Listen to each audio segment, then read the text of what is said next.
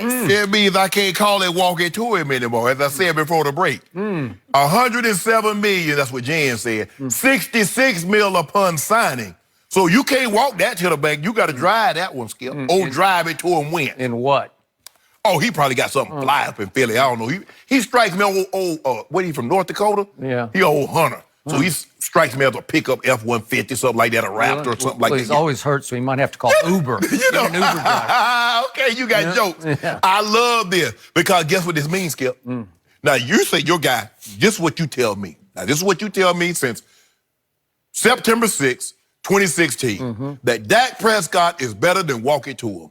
Well, walk it to him just got 107 million guaranteed, 66 as soon as he put his name, walking to him on the contract. Dak Prescott says, Skip Bayless says I'm better. Jerry and Stephen Jones says I am the future and I'm good. I can be great. Well, hold up. Because it's like the women, I had a lady tell me, Shannon, I told her I love her. She said, Shannon, if you love me, put a ring on it. Dak Prescott telling Stephen Jones, if you love me, put a check in the bank. I love that. Why didn't you put a ring on it? That ain't beside the point. I just said that. Stop trying to get in my business.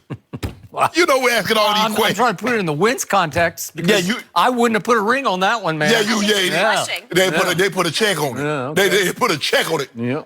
You keep talking about, Dak, he's Brady-esque. This is what we know. He is Brady. Thank you for saying that. You reminded me. I got to write that down. It's good. Well, Skip, okay, you know what, Skip? I will give you this. Their rookie season, Dak outplayed him from top to bottom. QBR, touchdown passes, all that led him to the division title. He had a 79 QBR, because you love QBR. Jenny, I don't know if you noticed this, but Skip loves QBR. It measures 0 to 100, 50 being average, 100 being great.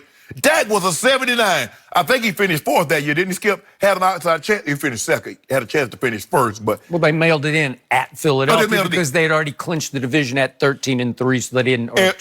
And walk it to him, finished 24th. But in 2017, that 79 went to 70. And in 2018, that 70 went to 59. Now, I don't know, because this is what Skip Bayless also tells me. He says, this is not about what you've done. We're projecting. What are you going to do? But I'm looking at this here, 79, 70, 59. That don't look like rising to me. Now, only if you playing golf would these numbers be good. You know, you shoot a 79, 70, then 59. 59 is, woo, that's the holy grail in the Skip Bayless. To break 60 in the golf. I think I knew that. But anyway, walk it to him. If you know that, Skip, if you were to average these three guys' QBR over the course of 3 years, which one you think has the highest QBR?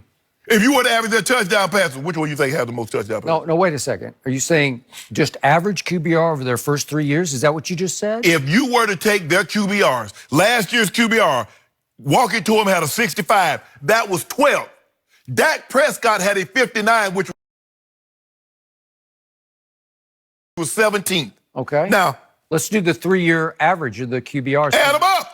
69 for Dak, 64 for bounce it to him. No. Bounce it to him wins, because he usually bounces it to him. Let it go, Skip. Okay. Let it go.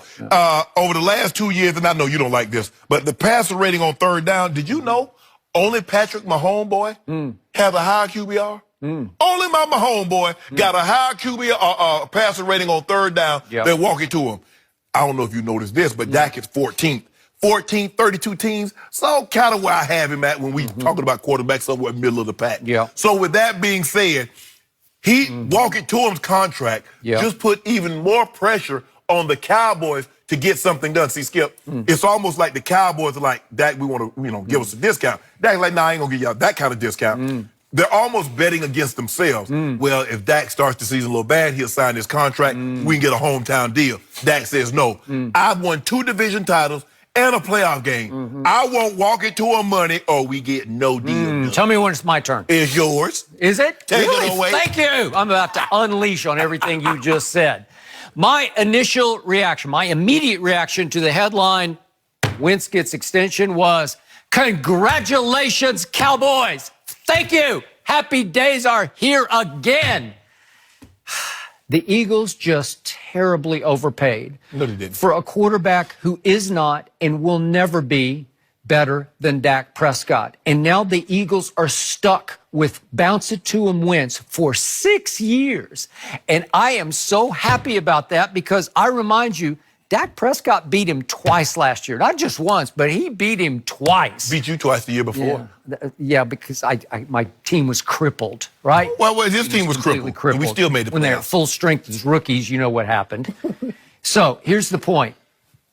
Carson Wentz in Philadelphia is already becoming what Kirk Cousins in Washington used to be for my Cowboys. And I remind you, my Cowboys he was 1-6 against my Cowboys, was Kirk Cousins as a Redskin. I couldn't wait to play Kirk Cousins because he will throw it to you. Third Cousins not even comparable to walking to him, and you know that. And all of this hocus pocus about, what are the Cowboys going to do now with that? What are they going to do? They're going to pay him, and if they pay him exactly what Bounce It To Him just got, it will be worth every penny of it because he has earned it, he deserves it, and he will be worth it for the next 6 years. Well, that's not a discount, Skip. Stephen Jones says he wants Dak to take a discount. Whatever. I don't even care about this money baloney. It doesn't matter. Whatever he gets is just fine with me because he will be worth it. Okay. It's irrelevant how much he got, but it's not irrelevant how much your guy got because you are stuck with the guy who hasn't remotely measured up to Dak Prescott. I'm going to remind everybody,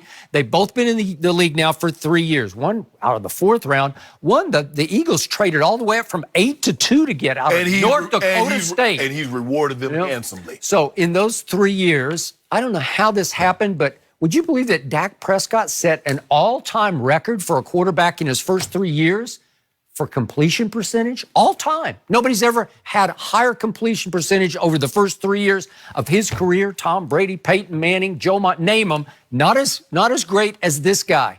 And over those 3 years, my guy has led the National Football League in game-winning drives.